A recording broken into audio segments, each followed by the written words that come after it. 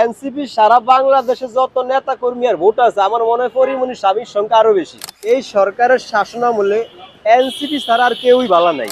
কিন্নিরা টাকাওয়ালা হয়েছে এটা সেই গোপালগঞ্জ এমনি হিন্দি ফিল্মের স্টাইলে হেডকোয়ার্টারে বৈশা যে মানুষ মারলো, গোপালগঞ্জে যারা মানুষ এরা কি মানুষ না?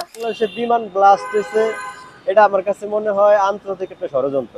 কারণ কি, আপনি দেখবেন এই যে চীনে আর আমেরিকার যে একটা বাণিজ্য যুদ্ধ, এইটার কবলে মনে বাংলাদেশ পড়ছে। আপনার চীনের যদি বিমান ব্লাস্ট হয় তাহলে বহির্বিশ্বে আমেরিকার অস্ত্রের কদর বাড়ে, বুঝছেন? এখন বাংলাদেশে 35% শুল্ক করার পরে আমেরিকা যে সত্য দিছে, আমাদের বাণিজ্য উপদেষ্টা বলছে এগুলো মানুষের কাছে প্রকাশ করা যাবে না। এখন এই জন্য আমরা সন্দেহ করি যে এইটাও আমেরিকার প্ল্যান হইতে পারে। কারণ আমেরিকা সিআইএ যে গোয়েন্দা সংস্থা, এটা খুবই খারাপ। এরা এগুলা করে আপনার, এরা পুরা পৃথিবীতে ডলার দিয়ে নিয়ন্ত্রণ করে, আর একটা দেশের সাথে আরেকটা দেশের গিরিঙ্গি বাজায় অস্ত্র বিক্রি করে। এটা আমেরিকার কাজ। যেহেতু আমাদের সরকারের 80% উপদেষ্টাই আমেরিকান পন্থী, বিশেষ করে ডক্টর ইউনূস পুরাটাই মেড ইন আমেরিকা। এই জন্য আমরা সন্দেহ বারবার করতেই পারি। এটা হচ্ছে মূল বিষয়। দেখেন, এরকম একটা অকারণ এই বাংলাদেশে যে একদম পাষাণ হৃদয়ের মানুষ, ওরও চোখে তো পানি আইছে, মানে বাংলাদেশে এই অবস্থায়। কিন্তু আমাদের দেশের সর্বোচ্চ নেতা যিনি প্রধান উপদেষ্টা, উনি যমুনাতে গিয়ে এরকম হাসাহাসি করে, যেমন আজকে উনি নতুন বিয়ে করছে, আজকে ওনার বাসর ঘর। এখন কোন একটা দেশের প্রধান উপদেষ্টা এই খারাপ সময় এমনি হাসতে পারে? এইটা আসলে কোন। আর যখন সরকার বড় কোনো বিপদে পড়ে সবগুলা রাজনৈতিক দলে ডাকে, বিপদ কাটতে গেলে সরকার এনসিপি ছাড়া আর কিছুই বোঝে না। এই সরকারের শাসনামলে এনসিপি ছাড়া আর কেউই ভালো নাই। বাংলাদেশের প্রত্যেকটা খাত, প্রত্যেকটা সেক্টর মানে একদম শেষ, শুধু এনসিপি ভালো আছে, বুঝছেন? এনসিপির তো ধরেন কোনো কর্মী নাই। সারা বাংলাদেশের সার্জিস হাসনাত এরা হইল নেতা, আর সেনাবাহিনী পুলিশ হইল কর্মী। আমি বাংলাদেশ সেনাবাহিনীর জন্য ধিক্কার জানাই যে তারা ছিল মানুষের আস্থার ভালোবাসার প্রতীক।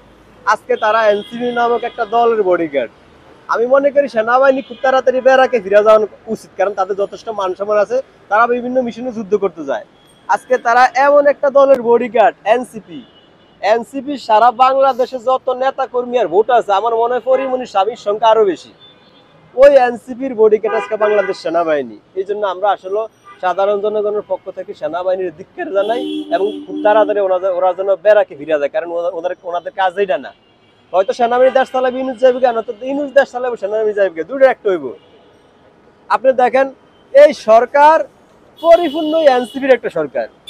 আপনার এনসিপির ধরেন 5ই আগস্টের পরে সাধারণ মানুষ আমরা কি পাইছি? কিছুই না, জিরো। কিন্তু সার্জিস বাড়ি যায় না, ভাড়া নাই, সে 150 গাড়ির প্রোটোকল নিয়ে যাওয়ার একটা ব্যবস্থা হয়েছে।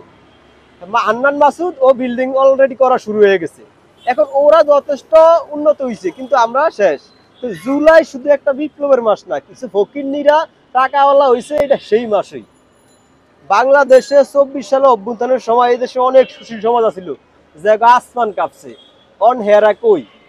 গোপালগঞ্জ এমনি হিন্দি ফিল্মের স্টাইলে হেডকোয়ার্টারে বৈশা যে মানুষ মারলো, গোপালগঞ্জে যারা মানুষ এরা কি মানুষ না? এরাও তো মানুষ। গোপালগঞ্জ কি আলাদা একটা রাজ্য? এটা কি গাজা না রাফা? এটা আমরা দখল করতে হবে নতুন করে। তো ওই জায়গায় যে মানুষ মারছেন, এখন ওই জেরাগ 24 সালে আসমান কাঁপছে, এখন কি আসমান কাঁপে না? বুঝছেন? এই হলো বিষয়। তবে বাস্তব কথা হয়েছে গিয়া, সরকার এনসিপির প্রোটোকল দিতে যায় কোটি কোটি টাকা খরচ করে, কোনো সমস্যা হয় না। সরকার ইংল্যান্ডে যায় একটা হারমোনি অ্যাওয়ার্ড পাওয়ার জন্য কয়েক কোটি টাকা খরচ করছে বাংলাদেশে, তাও সমস্যা না। যখন একটা বিমান দুর্ঘটনা হয়েছে তখন সরকার আল্লাহর রাস্তায় ভিক্ষা খোঁজে ফেসবুকে, যে আমার ভিক্ষা দেন। জনগণের বেলায় ভিক্ষা খোঁজে, নিজের বেলায় হাজারো কোটি টাকা লস করে। এই সরকার ক্ষমতা আইসা তার ব্যাংকের যে ঋণ, খেলাফি ঋণ, এগুলা কাটাইলো। তারপরে তার যত স্বার্থ আছে সব স্বার্থ হাসিল করলো। এনসিপির অলরেডি সব উন্নয়ন করা সম্ভব শেষ করে হইল। কারণ সরকারটা কার সাথে কন? এই ডাক্তার ইউনূস ক্ষমতা আয়া প্রথমে ছাত্রদের একটা লোভ দেখাইছে, লোভ দেখায় তাগর হাতে একটা দল করাইছে, দল করে তাগরে মব স্টাইলে বাইরে রাখছে। যদি কেউ সরকারের সমালোচনা করে, সরকার মব চালাবে তাগরকে।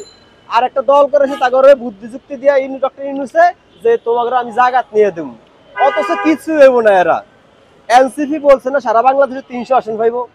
এই প্রেস ক্লাবের সামনে যদি এরা কোনো বড় দলের লগে এনসিপি যদি জোট না করে 30টা আসন পায়, প্রেস ক্লাবের সামনে আমি আত্মহত্যা করব, সব মিডিয়ার সামনে।